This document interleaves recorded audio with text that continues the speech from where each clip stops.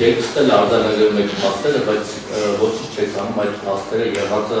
ցույց տալու համար։ Ես գրեթե սա է գալուց առաջ, որ դուք շատ դրական ցուցանիշներ եք դարձել, որ հանցավորության մակարդակի չէ, եւ նա հանցագործությունների թիվը մի ամբողջ 1.9%-ով նվազել է, ցույց բողոքությունները նվազել են, այլ, բայց եթե ամեն ինչ այդքան լավ է, ինչի ամեն ինչ այդքան վատ բանություն է։ Եվ հետաքրքիր է, մենք դուրս ենք գալիս փողոց, ամեն օր մենք տեսնում ենք, որ սպանություններ են, բողոքություններ, հանցագործություն, խուլիգանություն, փողոցում տեսնում են, երբ տրանսպորտում տեսնում են, բախում տեսնում են, տանը տեսնում են, ազգային ժողովում չեն տեսել, տեսնում են, ամեն ինչ տեսնում են իրար եւ ամեն օր մարդ են սպանում։ Այս վիճակագրությունը ձեր կարծիքով արտացոլում է մեր երկրի իրական փաստերը։ Եվ մի հարց է, դուք Դուբայում եղել եք,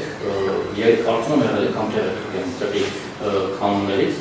ձեր կարծիքով ինչու Դուբայում հանցավորության այդպիսի բարձր մակարդակ չկա կամ գրեթե չկա։ Երկու պատճառ կարող է լինել, կամ այնտեղի ոստիկանությունը իրավապահ համակարգը շատ լավ է աշխատում,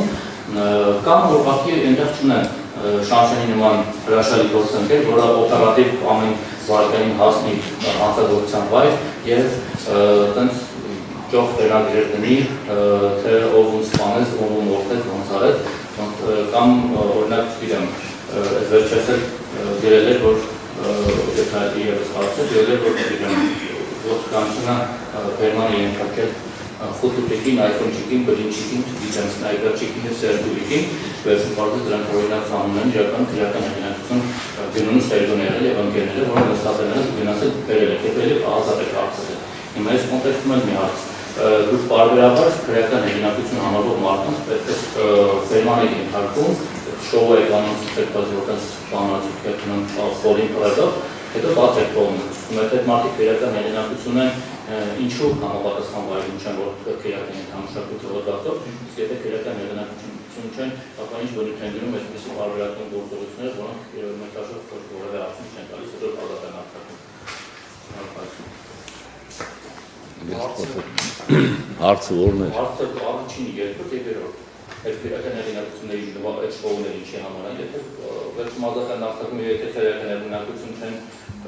Պարոն Մակարյան, դա ձեր դիտարկման պաշողներ,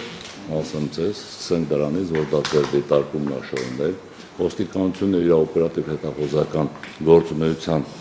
ողջ գործելավոճը կիրառում է, եւ գումարած դրան, եթե տեղյակ եք, ոստիկանությունը իրականացնում է նաեւ պրոֆիլակտիկ կանխարգելիչ միջոցառումներ։ Այդ երրորդ հարցի պատասխանը։ Երկրորդ հարցի պատասխանը ես Դուբայում չեմ եղել։ Եվ առաջի հարցին պատասխան է։ Եթե ասում եք, եթե այսպես ավելի այսքան լավ ինչու է, ասեմ ձեզ, կարծրատիպ կա հասարակության մեջ, որ ոստիկանությունն է ողջ քրեական արդարադատություն իրականացնող մարմինը Հայաստանի Հանրապետությունում, դա այդպես չի։ Ձեր ասած ենթամշակույթ եւ մնացածը ամեն ինչ սկսում է ընտանիքից, սկսում է սոցիալական վիճակից եւ ամեն ինչից։ Իսկ ոստիկանությունը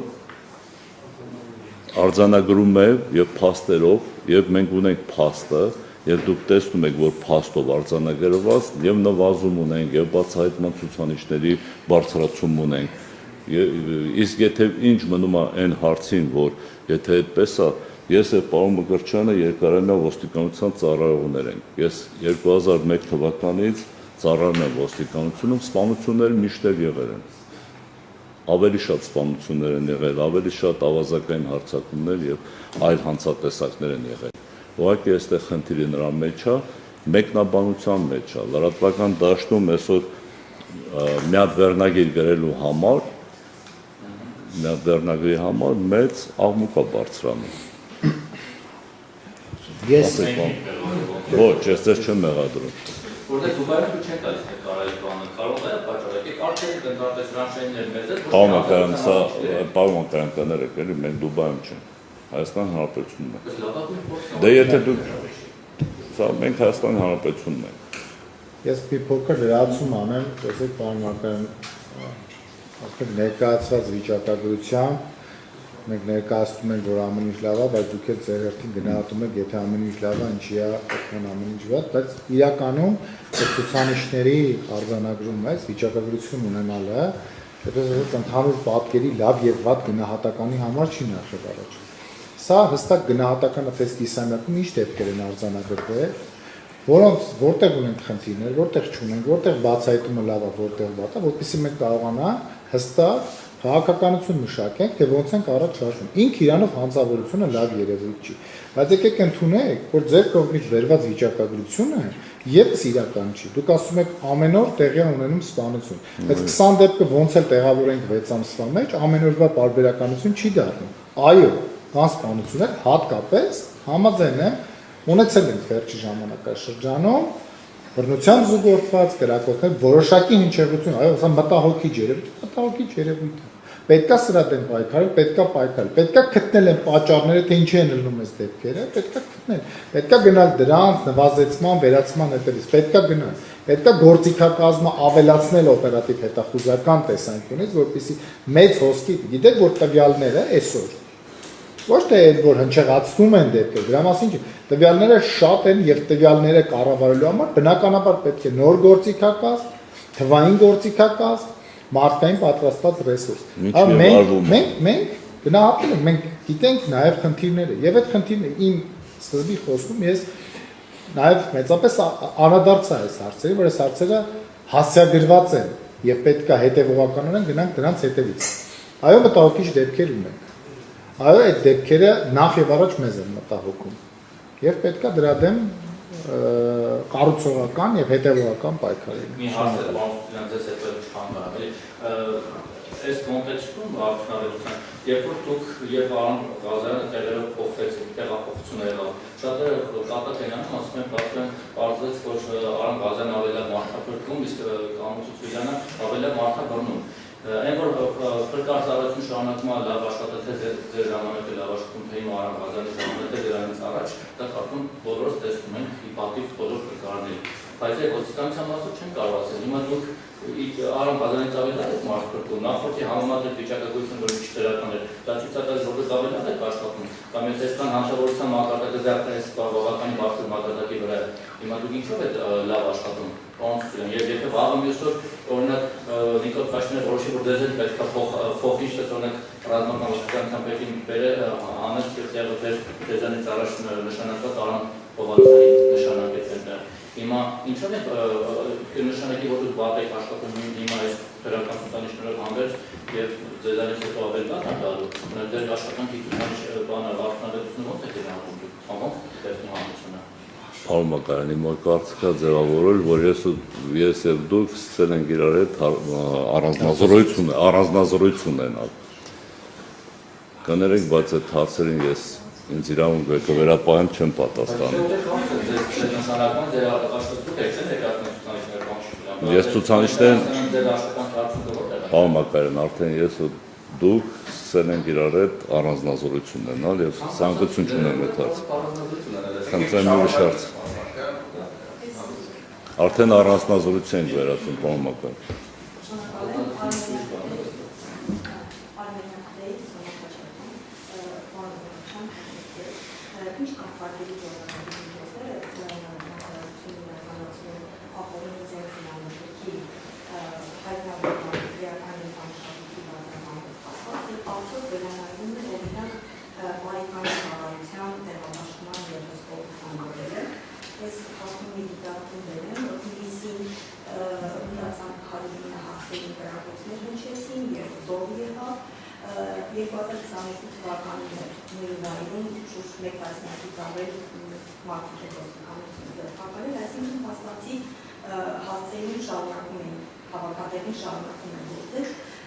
Այս մասում չի անում նախարարությունը արդեն իսկ հայտնի հարցերի նման դեպքերը բացառելու համար եւ որպես շարունակություն ձեր նշած ժամանակահատվածում առաջին 6 ամսյակի համար ինչպիսին են այս տվյալները եւ որոնք են նախարարության սահմանված չափանիշները այսօր ինչ քիթաները սահմանում ես նույն հարցերում Շատ լավ։ Վերջից գամ, հա, քրեական ենթամշակ 6 ամիսների ընթացքում մենք արձանագրել են քրեական ետամշակույթի հետ կապված 12 հանցագործության դեր։ Կարծում եմ, որ քիչ են այս դեպքերը եւ այս առումով մենք պետք է մեր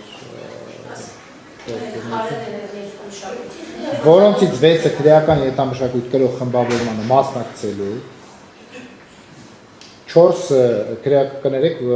6-ը քրեական աստիճանակարգության բարձրագույն կարգավիճակ պահպանելու, 4-ը քրեական ետամշակույթ կրող խմբավորմանը մասնակցելու, ուրեմն 1-ը քրեական ետամշակույթ խմբավորում ստեղծելու եւ ղեկավարելու եւ 1-ը քրեական ետամշակույթ կրող խմբավորման մասնակցին կամ քրեական աստիճանակարգության բարձրագույն կարգավիճակ ունեցող անձին դիմելու վերաբերյալ այս դեպքերը։ Հիմա ես կարծում եմ, որ եւ խոսքի սկզբում նշեցի, որ այս երևույթի դեմ մենք անզիջում պայքարի մեջ ենք եւ պետք է շատ ավելի ակտիվացնենք մեր գործիքակազմը այս ուղղությամբ, բայց նաեւ մյուս կողմն էլ կա, որ հասարակության եւ քաղաքացիների շրջանում նաեւ էլի որպես պետության, այսպես ասած, անելիք եւ պարտականություն ես այնքան պետք է ձևավորել այդ անհանդուրժողականության մթնոլորտը եւ ոչ միայն հենց քրեական եւ այդ քրեական ենթամշակույթան նման երևույթների նկատմամբ եւս։ Սա իրականում, այո, համալիր կանխարգելման առանցքային նշանակություն կարող է ունենալ, որ քրեական ենթամշակույթը նվազի կամ իսպառ վերանա կամ առնվազն չունենա կենսունակություն որոշակի ազդեցություններ թողնելու հասարակական հարաբերությունների մեջ։ Զենք զինամթերքի առումով, այո, այս առումով արդեն մի քանի տարի շարունակ ապօրինի զենքի հայտնաբերումը ներքին գործերի նախարարության ոստիկանության համար առաջնահերթություն է։ Եվ անցած տարի մենք բավականաչափ մեծականակ զենքերը տեսակտվերը ես կնայեմ ասեմ, հայտնաբերել եւ պարոն Ցուցիլյանը եւս նշեց, որ այս տարի եւս այս կիսամյակի ընթացքում եւս ունենք հայտնաբերած դեպքեր ապօրինի զենքի։ Սա իհարկե այո, այն կանխարգելիչ միջոցառումներն են, որոնք պետք է ազդեն հրաձենով կատարված հանցագործությունների կրճատման վրա եւ պետք է շարունակել եւ առավել ակտիվացնել։ Եվ բայց մի բան եմ ուզում ես իմաստով ասեմ, տեսեք այդ զենքերը, որոնք որ անցած տարի կամ այս տարի հայտնաբերվել են, ես չեմ ուզում որ պատկերացումը լինի այնպեսին, որ դրանք հենց այս տարի էլ եւ անցած տարի էլ գոյացել են Հայաստանի Հանրապետությունում։ Դրանք շատ հին արտադրության, շատ տարբեր ժամանակահատվածներում, գիտենք, որ Հայաստանի Հանրապետությունը տարբեր ժամանակահատվածներում ունեցել է պատերազմական գործողություններ եւ որոշակի, այսպես ասած, միջազգայինորեն ընդունված է, որ նման ժամանակաշրջաններին հաջորդում է ապօրինի զենքի ավելացումը։ Եվ բնականաբար մենք էլ լծված ենք դրանք հայտնաբերելու։ Տեսեք, դուք նշեցիք, ես հիմա ավարտեմ, հա, պատասխան, բարեկային ծառայության տեղաբաշխվածության հետ կապված։ Բարեկային ծառայությունը ի սկզբանե իր տեղաբաշխվածությունը, թե Երևան քաղաքում, թե մյուս մարզերում, իրականացումը սկսել է համապատասխան վերլուծությունների արդյունքում։ Այսինքն հաշվի առնվեր տարածքը, բնակչությունը, հաշվառված խտությունը, այսինքն այդ բային այդտեղ լինող բնակչության, այն ռիսկային վայրերը, որոնք սենց ծև կետեր են այս կամ այն հանցագործությունների համար։ Եվ մենք ըստ աշխարհագրության եւս այդ վերլուծությունները անում ենք։ Ինչ վերաբերում է կոնկրետ այս դեպքերով ասում եք, այդ հասցեներում են լինում, հա, ցավոք սրտի նույն հասցեում չի լինում, որ այս հասցեում եղավ հանցագործություն, մենք գնանք հենց այդ հասցեում ծառայություն ունենք, բայց ինչը ճիշտ եք ասում, կարելի է վերլուծությունների, տվյալների ճիշտ հոսքերը կառավարելու իմաստով ավելի արագ անել այդ հասցեները կամ կանխատեսել այդ դեպքերը։ Եվ նաև խոսքի սկզբում ասի, որ այո, տվյալները եւ տվյալների մշակումը մեր համար ռազմավարական առաջնահերթություն է, որովհետեւ տվյալները իրականում շատ են եւ ինչքան տվյալները շատ են եւ ինչքան այդ տվյալների միջավայրը մեծ է եւ դրանք բազմաբնույթ են, այնքան մեր գործիքակազմը պետք է ավելի լինի։ Անելիքներ ունենք, այստեղ անելու ունենք։ Եթե առավել ճշգրիտ վերլուծություններ ունենան, առավել ճշգրիտ ոչ միայն բարեկային ծառայություն, այլ ոստիկանության մյուս ծառայությունները եւս առավել հասցեական ծառայությունների կազմակերպման կուղ են։ Եթե պատասխանեցի ձեր հարցին։ Որ 12։ Չէ, ես այս բանը ընդհանրապես վիճակագրություն նշեցի, որ մենք այս կիսամյակում արձանագրել ենք այսքան դեպք, բայց այս նորից եմ կրկնում, Սա նաև կառավարության ծրագրում առանձին բաժնով նախատեսված առաջնահերթություն է եւ թե օրենսդրական, թե մարտավարական, կազմակերպական տեսանկյունից այս ուղղությամբ մենք նախ մեր դիրքորոշում ունենք հստակ անձիջնության մասով եւ բնականաբար մեր գործողությունները կառուցենք այդ ելակետից։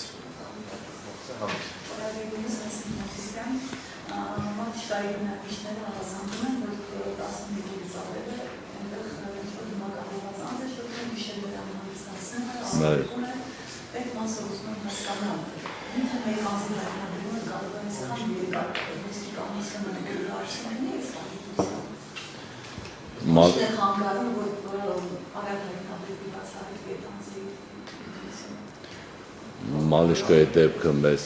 հայտնի է արդեն, մենք աշխատում ենք այդ ուղղությամբ, ոստիկանության բոլոր ստորաբաժանումները ընդգրկված են հայտնաբերման, այդ նշված անձի հայտնաբերման ուղղությամբ։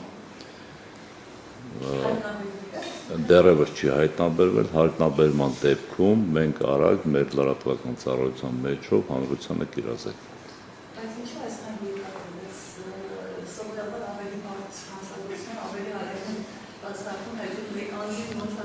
Դա գիտեք ինչ կա, դեպքեր են լինում, երկար են դեպքեր են լինում կա։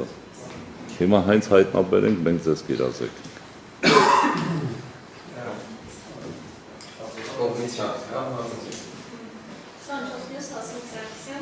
Հարցերը սստերության պիտի հավելում լինեն գործընկերներից հայտնաբերելու մասով օգոստոսի 10-ից նորածին աղջկա ծնողներն են որոշում, մինչև այս պահը ոչ մի նորություն չկա, կամ թեկուզ անձը ով աղջկան դրել էր այդ հատվածում,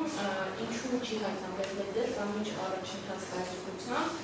Երկրորդը գործընկերոջս հարցին կապված ինչքան էլ հիմա դուք ներկայացնեք, որ հանցագործությունների թիվը նվազել է, վիճակագրություն եւ այլն, հասարակության մոտ տպավորությունը այլ է։ Օրինակ հիմա որ դուք ասում եք մեր վերնագրերը եւ այլն, բացի վերնագրերից օրինակ մենք դիմում ենք տեղում, մարդիկ անհանգստություն ունեն, նշում են, որ երեխաներին արդեն վախենում են վաղտուկը, Երևանի տարբեր բակերում կրակոցներ են լինում, սպանության փորձեր են լինում, սպանություն են լինում, այսինքն եթե նրա բազարները ըստ վիճակագրության ինչու է տպավորությունը այդպիսին հասարակության մոտ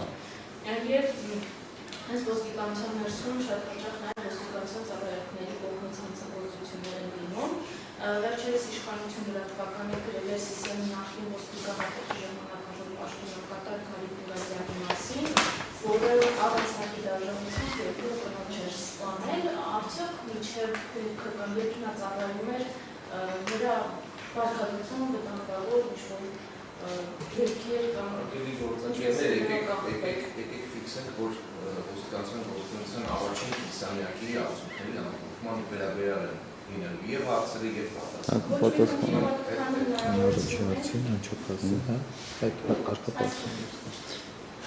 Աջակնակում անչափեսի հայտնաբերման նորածին երեխայի հայտնաբերման հետ կապված այս պահին էլ նշված պահին օպերատիվ հետախուզական միջոցառումներ իրականացվում են,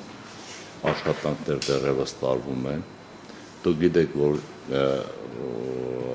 նորածին դրել են եւ թողել գնացել։ Դրա այդ առումով պետք է աշխատանքները դեռևս իրականացնեն։